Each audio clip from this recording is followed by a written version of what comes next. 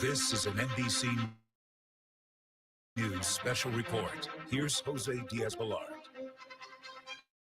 Good evening. We are coming on the air with breaking news from the White House. President Trump posting on his Truth social media platform just moments ago, the U.S. has completed a, quote, very successful attack on 3 nuclear sites inside Iran. The president saying that all U.S. planes are now outside of Iranian airspace. Let's go directly to what the president has just posted on his social media site.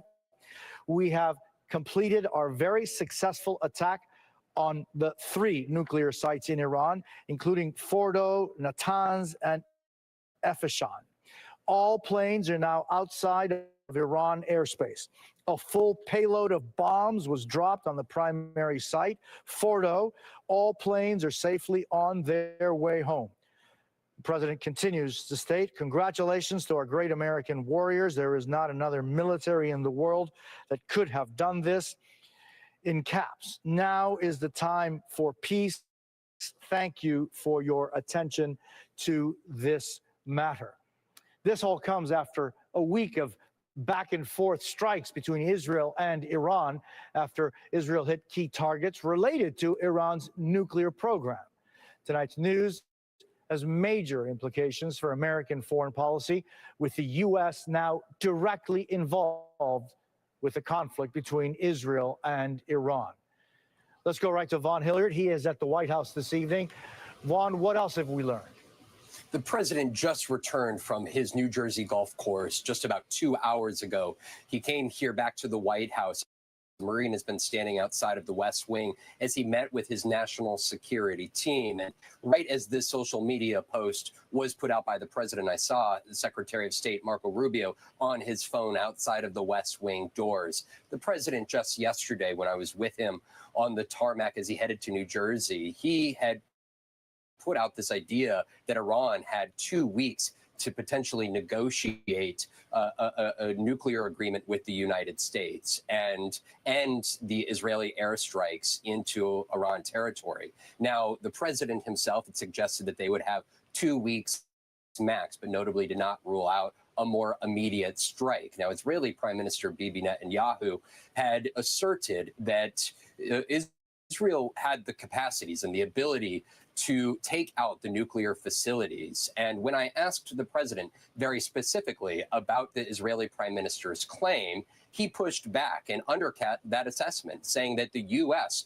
was the only one that had the bombing capabilities to strike particularly the Fordo nuclear site, which there are activities half a mile underneath the ground. It is not clear at this point in time whether B-2 bombers were used in this instance to take out the Fordo nuclear site. So I don't want to jump ahead of what we know here at this time. But for the president, this is a striking moment, attacking a Middle East country that the president had sought for the better part of the last 2 months to negotiate with. But clearly the president making the decision to go forward with these strikes despite Iranian threats that they would respond in kind by attacking U.S. military installations. There are a lot of outstanding questions here about where Iran goes from this moment, but the United States standing in solidarity with Israel, who 1 week ago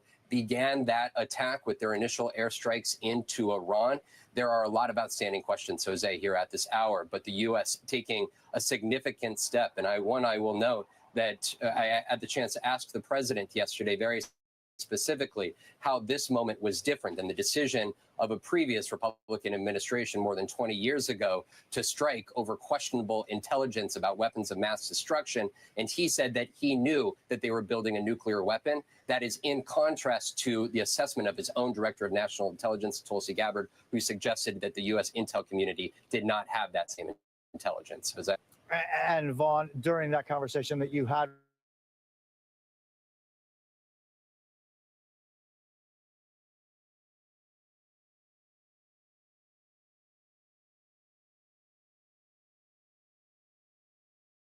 a nuclear weapon.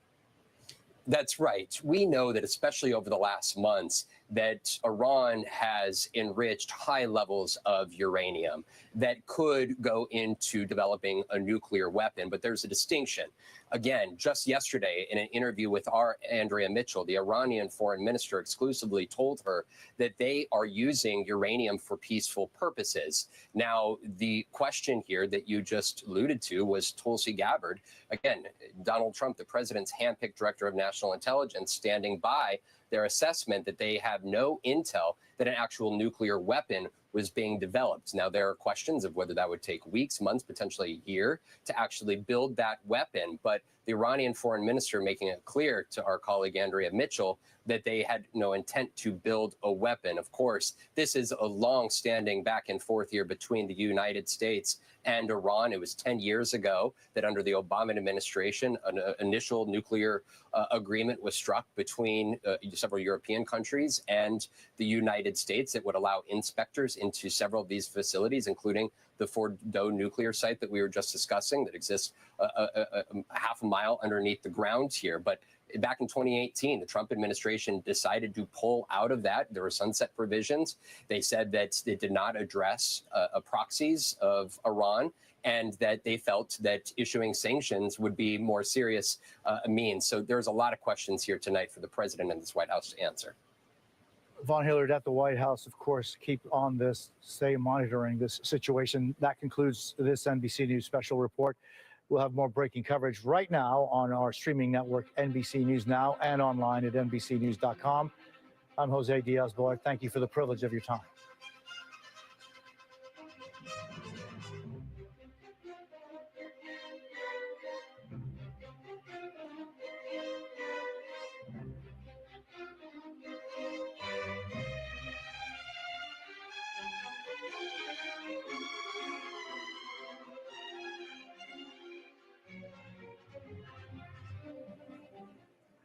And we continue our breaking news coverage on NBC News Now. Let's go right to our NBC News Pentagon correspondent, Courtney Kube. Courtney, good evening. On the president's social media post, he says that the United States bombed these 3 nuclear sites in Iran, including a full payload of bombs dropped on the primary site. That would, Courtney, imply, at least for all practical purposes, that in order to successfully bomb that site, the United States would have used those buster bombs that have yet to be utilized on these on B-2 bombers. Yeah, so we don't have a lot of detail at this point. Here's a couple things that I would take away from the president's Truth Social. Number one, he said we have completed are very successful. That to me would indicate that this was sort of the bombers went in, or the potentially other aircraft, most likely other aircraft as well, went in here, they conducted this bombing run, and they got out. They've cleared Iranian airspace. That's generally the point at which military officials or the White House, I guess, would release any kind of information once they are clear of that potentially dangerous airspace over Iran. What we don't know is exactly what was used here. So if we look at some of the factors that we've seen today, we know that some B-2 bombers, a handful of them took off from Whiteman Air Force Base over Missouri. It was about 2 o'clock in the morning Eastern time. That is enough time for them to get to Iran. They have the ability, Jose, to fly extremely long distances. So we're talking like 3-day missions, refueling in the air, never actually touching ground. Again, we don't have confirmation that was what was used here, but we have been talking all week about how difficult it would be to actually bomb Fordo. The actual facility sits somewhere in the neighborhood of about 300 feet below the surface of the earth, and it's underneath reinforced concrete. Now, the U.S. has these bunker busters you mentioned. They're technically called a massive ordnance penetrator. And what they are, these huge, really heavy bombs. They're only about 5,000 or 6,000 pounds of total explosives, but they're about 30,000 pounds in total payload, meaning that the majority of that weight is coming from these really heavy, strong, basically outer casings that have the ability to penetrate deep into the earth about 200 feet down before detonating. Jose, if they really wanted to take out Fordo, it would take a number of these mops or these bunker busters to just continue to pound at that concrete until they're able to fully break through it. Again, We don't know that that was used, but it makes the most sense. And as we've been saying, it's one of the capabilities that Israel simply does not have. They don't have bombs of this size, and they don't have the aircraft, the B-2, that are able to actually deploy them. One thing I was surprised about this was that the U.S. hit 3 different sites, as we heard from the president here tonight, not just at Fordo that we've been talking about. They also hit Natanz. Israel has already been striking Natanz over the last week plus now, and they also hit Esfahan. Now, the next big question is, well, several questions. One, is the U.S. going to continue? Is this a one and done? Based on the president's statement, he said completed.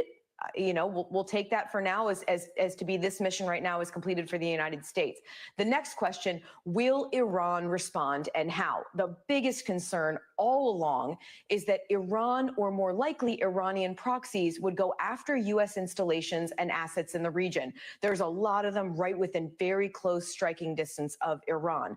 But one thing that the U.S. has going for them, and this is number one, they've started getting some Americans out of there. They've started moving some assets around to get them out of harm's way. But also, in the last 9 days or so, Israel has really taken out a lot of Iran's conventional capabilities as well, not just going after their nuclear sites. So we're talking about their radars, their launchers, and even some of their ballistic missiles. The third big concern here is, when you're hitting a nuclear site, or 3 of them, is there potential for radioactive material to spill into the ground, to spill into the atmosphere? Jose? I am far from an expert on nuclear material and radioactive material, but I have been reaching out to people who are experts on this. They say that the risk of that at Fordo is expected to be relatively low. James Acton, who's an expert on these sorts of issues, says that the material there is very low in radioactivity anyway at Fordo. And so the risk of it spilling into the atmosphere is low. The same with Natanz. We also heard from the IAEA this week, after those first strikes on Natanz, they said there is very little indication of anything getting out. The big concern here is if they were to hit Bushehr. That's at one of the facilities where there could be some sort of a fallout of radioactive material. And these are all questions that are up in the air. And Courtney, once again, I can't thank you enough for the knowledge that you bring to us. But the fact that the president says that this main site was successfully hit, it could only be successfully destroyed by those ordinances that you were referring to. And in a way, they're not only bombs, they're actually almost like drill tips that are able to penetrate deep in the ground and then at a predetermined distance or depth detonate. Mm-hmm. What are the possibilities that any other ordinance could have been used? Very high. I think that we don't know, but the sorts of planning that was going into this that we've been hearing, the sorts of ideas that have been out there. Remember, this is not like, 10 days ago, the United States and Israel started talking about the potential for one day going after Iran's nuclear program and what it would look like. These are the kinds of plans that have been there for years and years, and they just update them and they dust them off as things develop. The plans I have heard about have generally included more than just using these massive ordnance penetrators. They've included others as well. The big question is, as the sun starts to come up over Iran in an hour or two, whenever it is will the U.S. or Israel or anyone be able to get any kind of a ground assessment of exactly what happened on the ground if they were able to, with these bombs, really obliterate everything on the ground and really destroy the facility?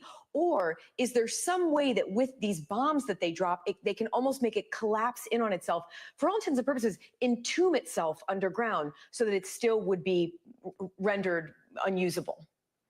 Courtney Kube, thank you so very much. I want to bring in our chief foreign correspondent, Richard Engel. He is in Tel Aviv at this hour. Richard, Courtney was talking about when the sun comes up in that part of the world. You are at that part of the world. What's your reaction to this, and what have you been hearing at this late hour? So the reaction is the United States is now at war again, actively in the Middle East, and is entering a war of regime change. That is what Israel's goal is here. It has been decapitating the leadership of Iran. It has been attacking the top military commanders. It has been prepping the ground for this kind of attack for the last week. Now we will see when the light comes up. There will be every satellite I can imagine in the world over Iran trying to make assessments. Did the United States just in the last few moments carry out a knockout blow against Iran's nuclear program? President Trump had been calling on Iran to negotiate. The Iranians had said they wanted to negotiate, but they wanted to retain aspects of their nuclear program to use for civilian use, that they wanted to maintain the ability to enrich uranium, potentially to make a bomb. They said they never would. And it sounds like now President Trump and Israel have decided to leave them with nothing to negotiate over, that they can come to negotiations, but they will not have that card in their hand if that is what the assessment is. And that is why Israel has wanted the United States to intervene in this, to deliver that final knockout blow of its program.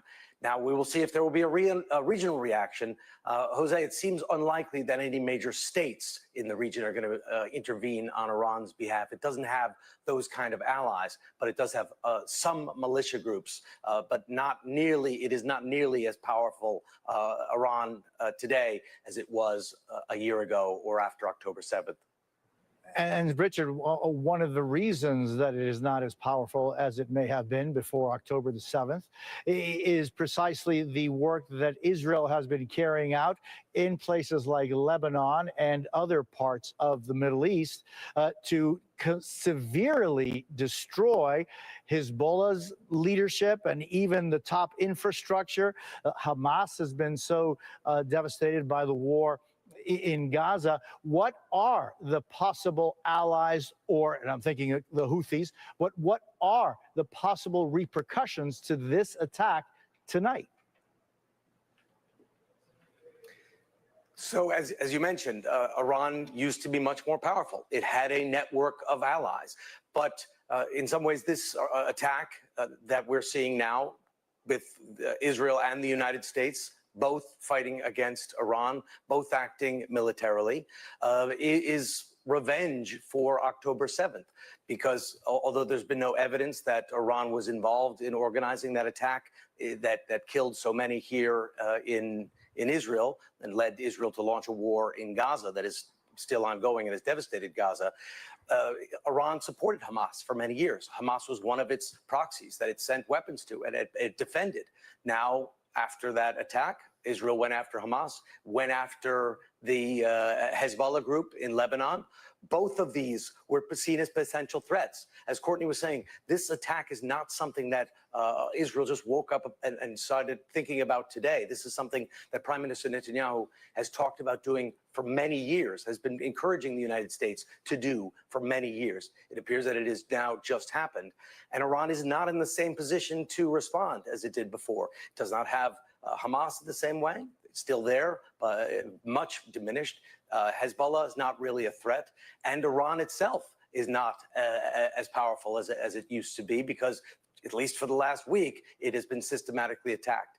The militias to watch are primarily at this stage the Houthis and different militias in Iraq, where they still have a considerable amount of strength and a considerable amount of influence in society. I think that's why we've also seen recent steps to increase security and take personnel out of the embassy and diplomatic facilities in Iraq. And so, Richard, just to kind of recap the significance, importance, grave importance of what happened just a little while ago for us here at this side of the world. It seems things are so distant to many of us, but what's happening very close to where you are is having a direct impact on us here. Now, Israel has been involved in a very hot war with Iran for a week now. That back and forth has slowed down just tonight. To a degree, it has. Now, we don't know what is going to come now in the immediate aftermath of this attack, but the U.S. has also been putting so much firepower in the region. I think the message has gotten very clear to Iran that if it does respond against American bases or it responds in a new way against Israel in a more forceful way, now with extra American firepower in the region and an apparent willingness by President Trump to use it, then the Iranians certainly will have to think twice and three times and four times about how they respond. So we might see an immediate response. It will be very difficult for Iran to sit back and do nothing. But a lot of steel have been put around Iran. A lot of ships, a lot of planes. They have military bases. They are very much in the crosshairs and have already been under attack for the last week straight against the leadership. Some reporting that the supreme leader already considering a succession plan, looking at other leaders around him who could potentially replace him should he be assassinated. There's been open talk here in Israel calling for his assassination, and not just from people on the street, including the defense minister said he's been eliminated. So there is a real leadership crisis in Iran right now, and the U.S. just attacked potentially with these enormous bunker busters that only the U.S. possesses. It is a difficult moment for Iran. And will the U.S. now be entering into a regional war? The U.S. is certainly entering into a war with Iran, a war that seems aimed at changing the regime. And that whenever you change a regime in the Middle East, it has a knock-on effect. You can't take out one piece of the puzzle and not expect the entire map, the entire puzzle to shift. Richard, stay with me. I want to go back to the White House. Vaughn Hilliard. Vaughn, we have some information that the president is going to be having some statement in short order. Right. The president, in a social media post, a follow-up to the initial one announcing the airstrikes on these three nuclear facilities, is announcing that at 10 p.m. Eastern time, that is about an hour and a half from now, that he will deliver remarks to the country. In that post, making it clear that this was historic and that the troops have been removed from Iran. There are the questions, of course, as you, Courtney, and Richard were just discussing about what the response is from Iran from here. Of course, when you're looking at the decision of this president yesterday, I was on the tarmac as he headed to his New Jersey golf club, and I asked him the very specific question when the Iranian foreign minister just yesterday afternoon in an exclusive interview with our Andrea Mitchell said that the best way to move forward with potential nuclear negotiations between Iran and the United States was for the president to call up Israeli Prime Minister Bibi Netanyahu and request that Israeli airstrikes come to a halt. I asked the president if he would make that request, and he made it clear that that would, quote, be very hard to do, especially when Israel is winning. And so that was a foreshadowing, you could suggest, that 24 hours later, he returned here to the White House, was in the West Wing for about an hour's time before this social media post went out here. So, of course, we will expect to hear from the president about the decision and the calculus to go forward with this. As we were discussing, Jose, his own intelligence community, Director of National Intelligence Tulsi Gabbard, had suggested that there was no U.S. intel that Iran was taking steps to building a nuclear weapon. Of course, in the past months, they have increased their highly enriched uranium production, which would be help them in their capabilities to ultimately construct that nuclear weapon. But when I asked the president very specifically about his own intelligence community pushing back on the suggestion that Iran was actively building an actual nuclear weapon, he said his intelligence community was wrong and that Tulsi Gabbard was wrong, meaning that clearly intelligence, whether it be from the Israelis or elsewhere, suggested to him that this was cause to ultimately move forward with the strike here on this Saturday evening. There's a lot of questions for this president, but about 8 years after he removed the United States from what was an Iran nuclear deal struck by the Obama administration back in 2015, he here on this weekend making the decision to go forward with these airstrikes at these three Iranian nuclear facilities. And I want to bring back Richard Engel, because Richard, when one looks at the history of the Middle East and so much more, what you said, when one piece is gone, other pieces will be affected. And I'm thinking of the long and very difficult relationship that the United States has had, Democrat and Republican administrations both, with the Ayatollah regime that has been in power in Iran since 1979. These three places that were bombed tonight, what do we know about them? So these are highly secretive military sites. These are the core of their enrichment capacity. So these would be where highly enriched uranium would be held, or more highly enriched uranium, because the Iranian nuclear program is based on the enrichment of uranium. You take uranium and you spin it in centrifuges and you make it more and more pure, more and more radioactive, until it reaches about 90% purity, and then it can be used to make a nuclear bomb. Deep underground is where some of this spinning happens, where the centrifuges literally spin at close to the speed of sound, and where the more highly enriched uranium is kept. And this has always been at the issue. Could Iran keep a capacity to enrich uranium to a very low level, to 3% or 4%, something that is not considered useful to making any kind of nuclear weapon, and use it to provide, use it to power a civilian nuclear program, or use it for medical purposes. And this is what the Iranians insisted. They wanted to maintain this capacity. I was in Iran recently, and officials told me that that was a red line, to keep the ability to enrich uranium.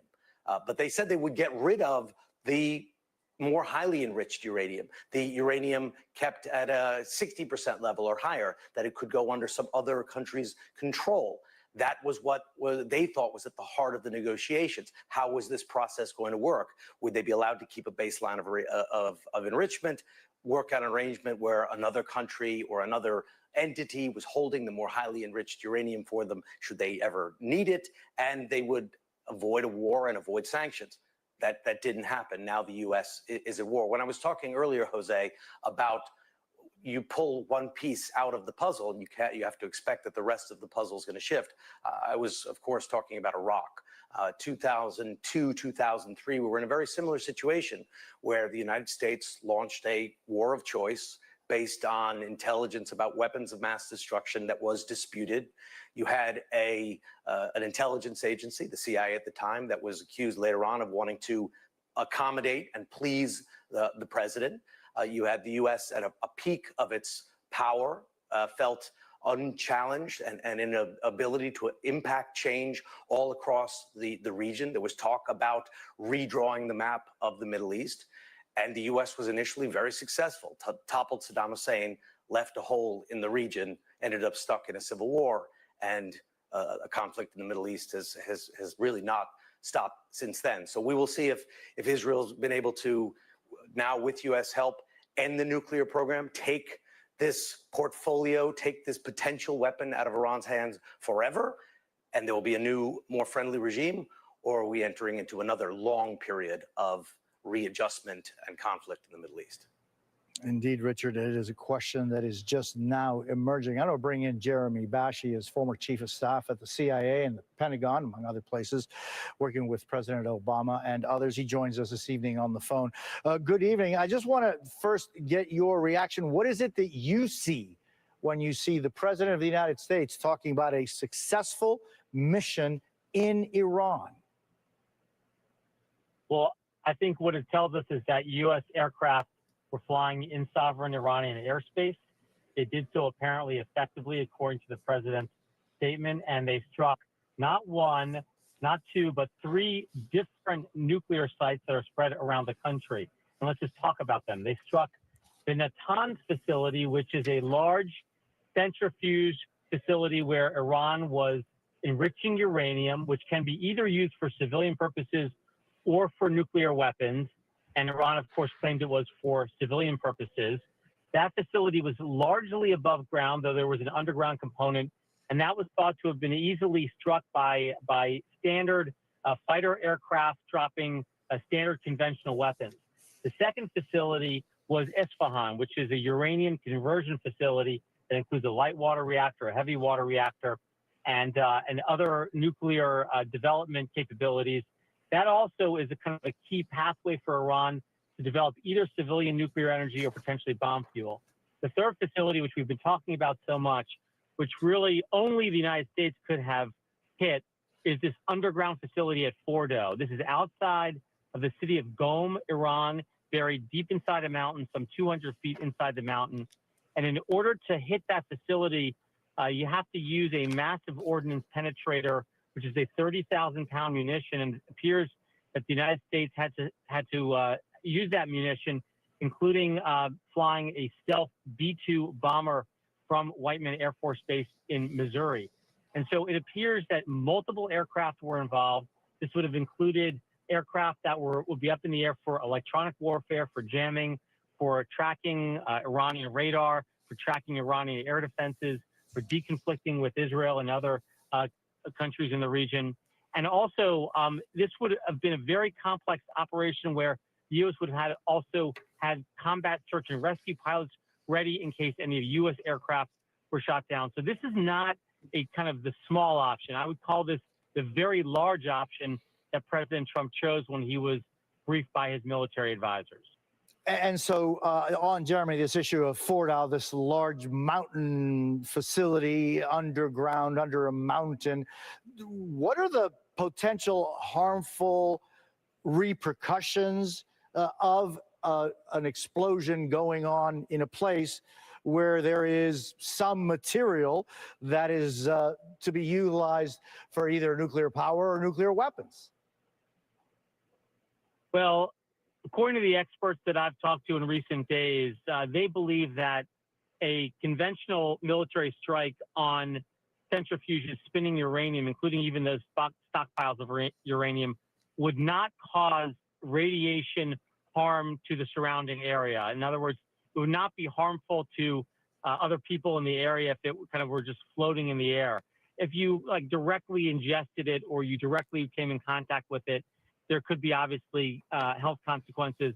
But for the most part, military planners have concluded that a strike on a plant like Fordo would not cause kind of a radiological catastrophe, like as if you were bombing, sort of a nuclear power plant.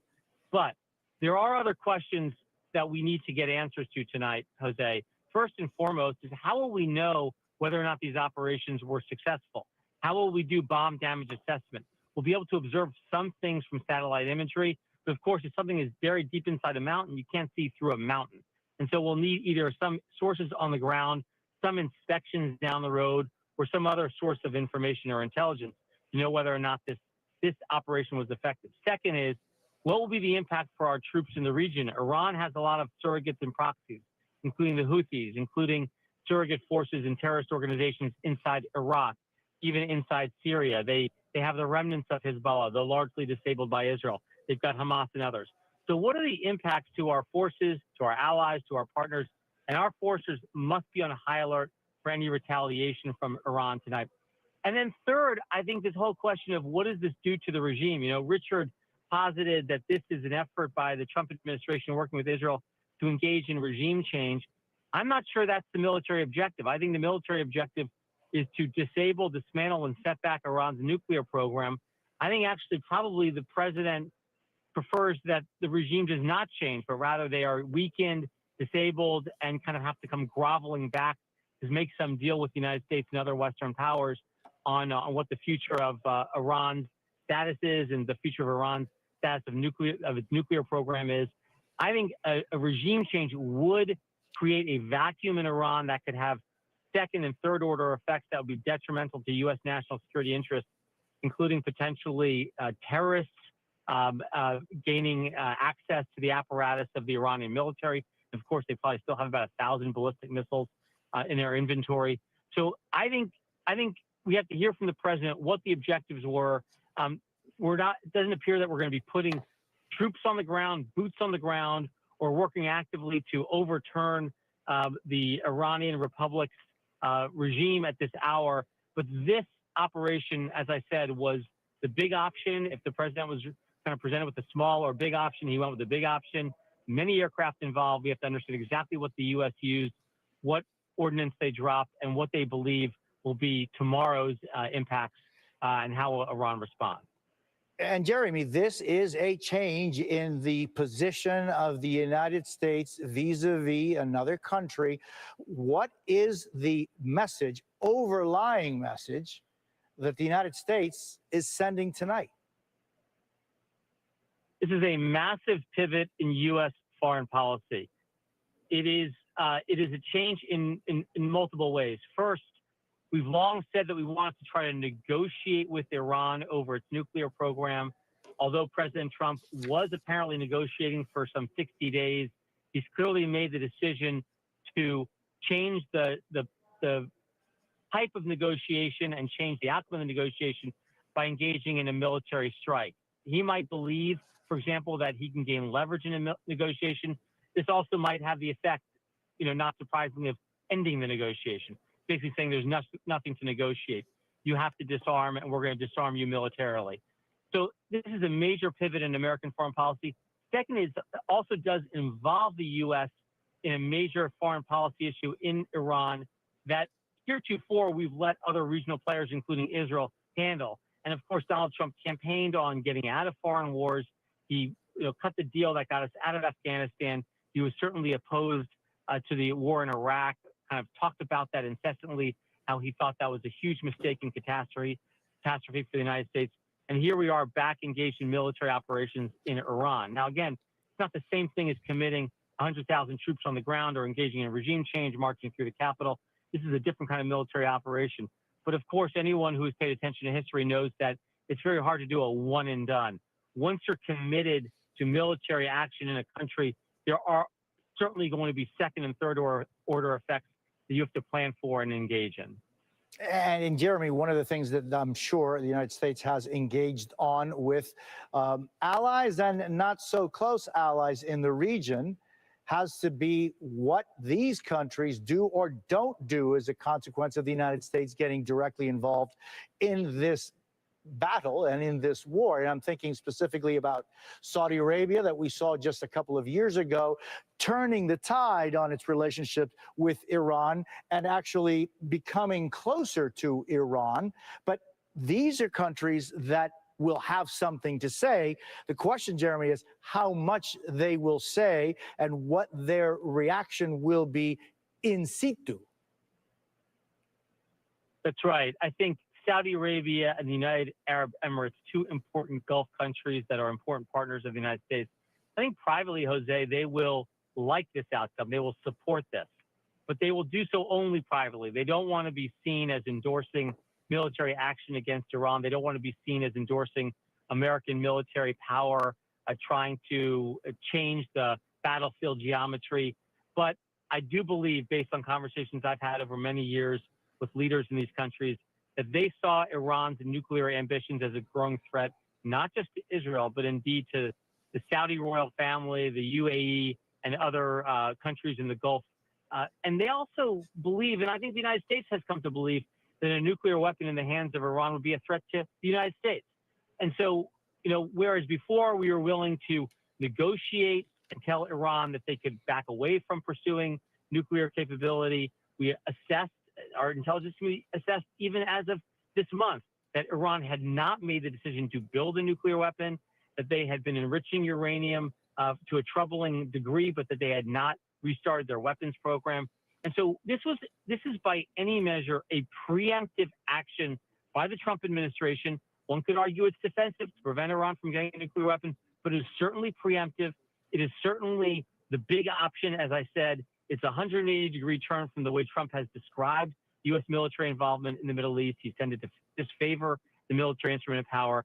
And so this is a highly consequential, highly pivotal, highly significant series of events that we're going to have to keep on top of for the next several days, Jose.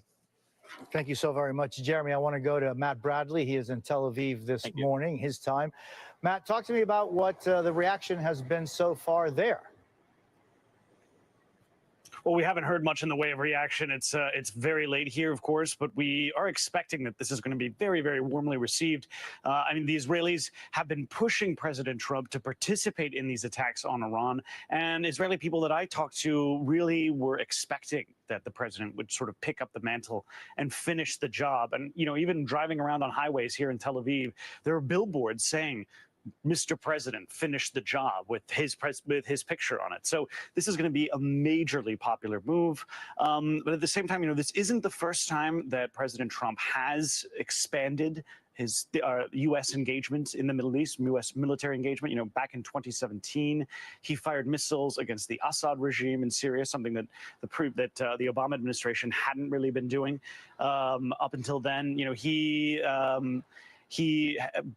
killed Qasem Soleimani, who was the head of the Quds Force, which is kind of the expansionist wing, the outside wing of the IRGC, the Islamic Revolutionary Guard Corps. So he did that, and you know, intelligence officials told him there was going to be blowback. I think a lot of this, as far as Israelis see it, is they just wanted the U.S. to come in with the bomb, with the one big bunker buster bomb to sort of finish the job at Fordo. And that's what we kept hearing Israeli officials saying. So the question then becomes, how much more skin is the U.S. going to be putting into the game here? A lot of Israelis just really felt like the bomb would be enough. But this seems to be, and over the past couple of days, we've seen this, that Israeli officials are talking more and more about regime change, as Richard Engel was pointing out earlier. This question of regime change leaves so much open, and we've seen in every theater that the Israelis have been engaged in around their borders ever since those October 7th attacks a year and a half ago, the Israelis have overwhelmed their opponents with military force, but have left nothing really in the way of a more permanent political solution. So while we keep hearing Israeli politicians talking about regime change in Iran, they're not really discussing what's next. So it will be interesting to see what President Trump was told the Israeli officials, the Israeli government thought will be coming next in Iran, and whether or not that actually matches up to reality. If the president thinks that the regime is on its last legs, or if the Israelis told him that, and that there is about to be regime change, and that means America's involvement will be very slight, that will be interesting. But I wonder if President Trump did get some assurances or some confidence from the Israeli government about what they thought would be the next step in Iran. And Matt, you talked about this a little bit, but these last couple of years after October 7th, a lot of Israel's focus has been, yes, on directly destroying Hamas in Gaza, but then it destroying Iran's other group in the Middle East, where you have been so many times in Lebanon. The Hezbollah destruction of the infrastructure of that organization with those beepers and the walkie-talkies has been from A to Z. This is a different time for Iran as a consequence of October 7th and all of its allies. That's right. Iran is substantially weaker, and not just because it's been hit by sanctions for decades. It's also weak because all of its proxies are weak. And that's what, when I mentioned Qasem Soleimani just a moment ago, Qasem Soleimani, who President Trump had killed back a couple of years ago, he was in charge of beefing up all of these different Iranian proxies throughout the region.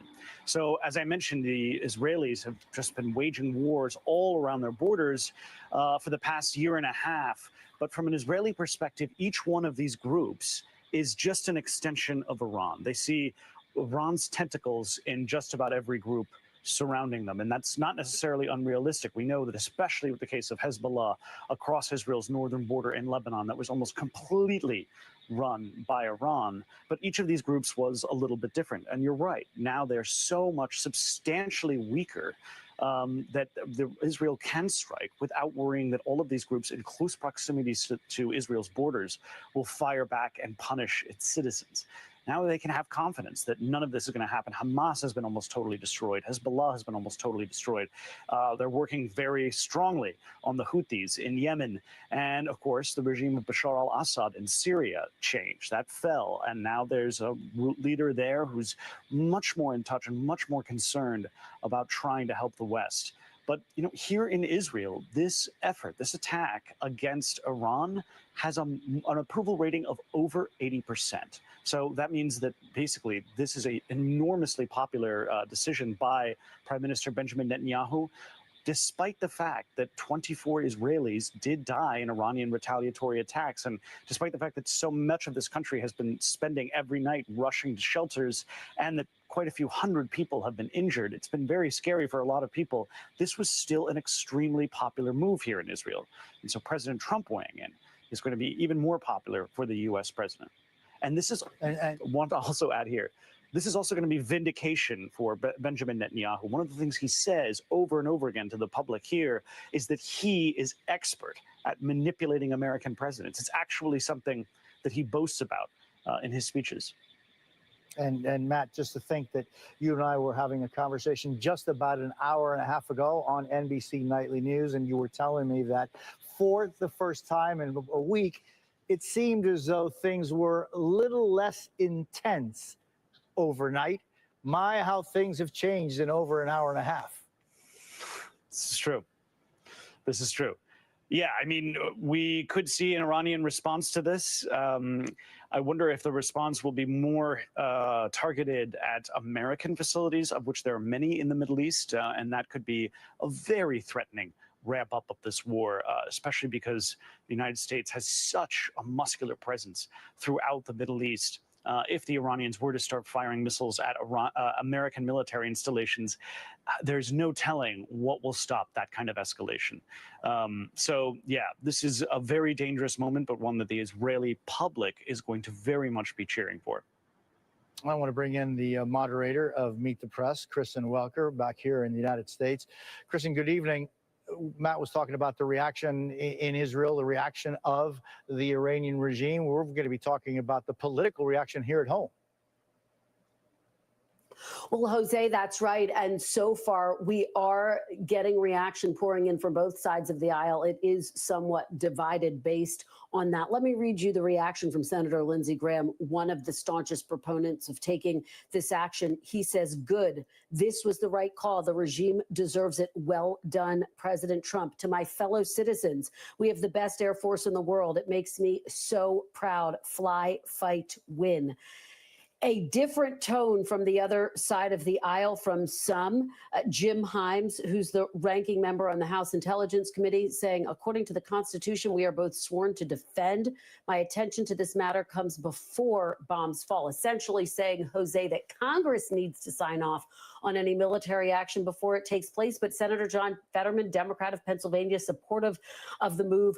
Republican Tom Massey also saying that Congress should have signed off on this. So I think that's the debate that will begin to unfold in the coming days, Jose. And if there are countermeasures that need to be taken, will Congress try to get involved in this? I think that's where this conversation is going to go, Jose. And Kristen, thinking back on the many exclusive interviews, conversations that you've had with the president just in the last couple of weeks, one of the things that comes up over and over again is that this president, for the most part, is reticent to use military action. Jose, absolutely. That is the crux of his argument for why he wanted to run for the White House, in part going all the way back to 2016 and 2020 and 2024, his America First foreign policy, pulling the United States out of foreign conflicts. And so this has deeply divided the Republican Party and, quite frankly, his MAGA base. You have Steve Bannon, for example, someone who is an outside but very close ally of President Trump's, urging the president not to take this action, arguing that it runs the risk of ensnaring the United States in yet another war in the Middle East, comparing it to what happened in Iraq when the United States was enmeshed in a war for over a decade. Steve Bannon tonight, though, expressing words of support for this move because ultimately he is one of the president's closest allies. He just had lunch, for example, with President Trump this past week as the president was mulling what I think arguably, Jose, could be one of the most critical decisions of his entire presidency and will chart a new course in the Trump foreign policy. Kristen Welker, of course, Meet the Press, must-watch TV tomorrow. Thank you, Kristen. I want to bring in NBC News Pentagon correspondent Courtney Kube. Courtney, and we were just talking with Matt Bradley, and he was talking about the robust U.S. military presence in the Middle East. What is that robust military presence in the Middle East from the United States look like? Yeah, I mean, there's about U.S. Central Command, which is the military combatant command that encompasses the Middle East, has about 40,000 people. Now, they're not all forward in the region, but there are thousands of them there. I think the biggest concerns right now are the military bases in Iraq and Syria, which could be they could be vulnerable to attacks by some of these Iranian proxy groups that have not been wiped out by the ongoing conflicts with Israel. And that includes Kataib Hezbollah and others who've been kind of quiet. They've essentially been laying dormant over the last several months. The big concern is that they would try to go after some of these U.S. bases, again, in Iraq and Syria. But there are other bigger, more hardened installations. Bahrain is one. There's a big Navy installation there. There's, of course, Air Force bases in Qatar, in United Arab Emirates. All of those are a concern, as well as the U.S. Navy ships that are all throughout the region. This has been the concern, well, I mean, since October 7th, but really in the last 10 days or so since Israel started up this bombing campaign against Iran, there's been a real concern that Iran or the proxy groups would lash out against the U.S. there. Now, a couple of mitigating factors the U.S. has already taken. They have allowed for dependents to leave some of those places like Bahrain, where it's what's called an accompanied tour. Service members can take their families with them there. We are told that a number of those families did take them up on that offer and did leave because of that. But in addition to that, they've taken a couple of measures to safeguard some assets as well, moving some ships out of Bahrain, moving some aircraft around at the bigger bases in the Middle East, either putting them in hardened structures or even moving them completely out of the area. In addition to that, Jose, so we're talking about all the people, all the infrastructure. What the U.S. also has in pretty great number in the Middle East and is defensive systems. So ground-based air defenses like Patriots, like THAADs, and then they have those ships I mentioned. Many of those are ballistic missile defense capable, meaning that if a missile is coming in and they have a ship within range, they can fire off an interceptor from that ship that can take out that incoming missile. So there's a lot of defensive capability in the region as well. But Jose, that's been the biggest concern that officials have talked to us about, is the possibility of some sort of an attack on U.S. in the region.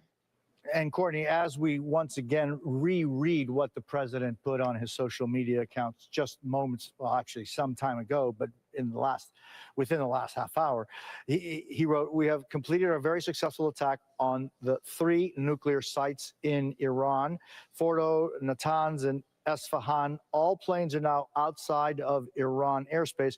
A full payload of bombs was dropped on the primary site, Fordo. Our planes safely on their way home." Courtney, whatever this mission undertook, it was not just a couple of planes. It's a much broader, deeper number of assets.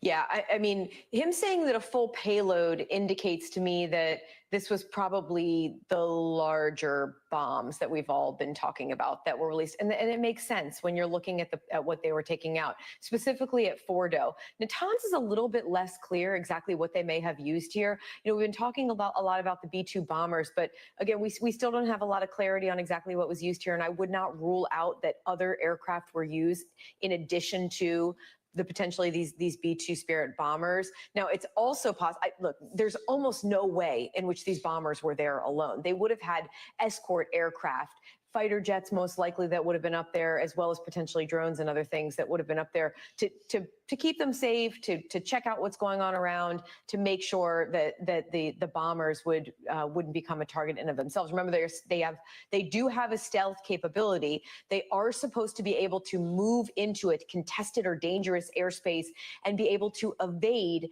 any air defense systems on the ground, but it's not perfect, right?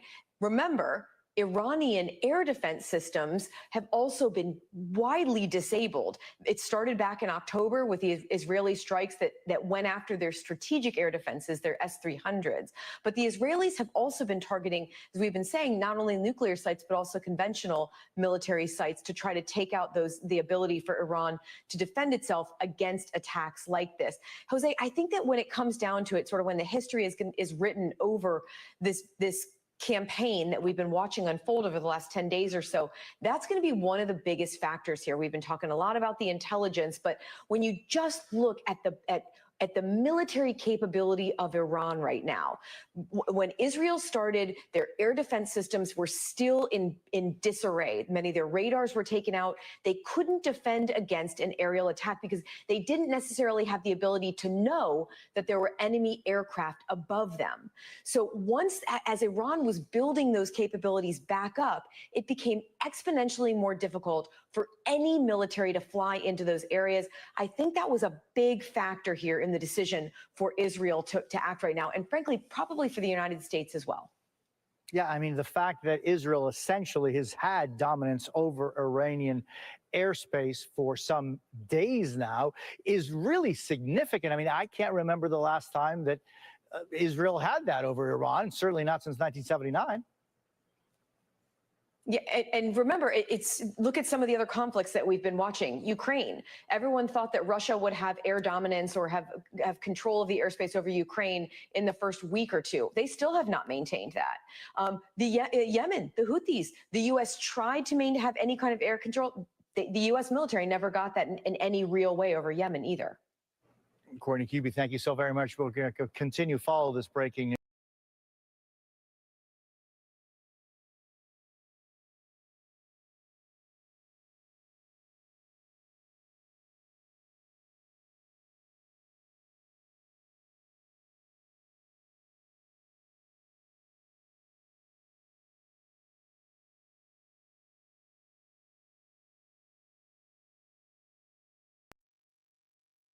Short time ago, the U.S. military carried out massive precision strikes on the 3 key nuclear facilities in the Iranian regime: Fordow, Natanz, and Esfahan. Everybody heard those names for years as they built this horribly destructive enterprise. Our objective was the destruction of Iran's nuclear enrichment capacity and a stop to the nuclear threat posed by the world's #1 state sponsor of terror. Tonight, I can report to the world that the strikes were a spectacular military success. Iran's key nuclear enrichment facilities have been completely and totally obliterated. Iran, the bully of the Middle East, must now make peace. If they do not, future attacks will be far greater and a lot easier. For 40 years, Iran has been saying death to America, death to Israel. They have been killing our people, blowing off their arms, blowing off their legs with roadside bombs.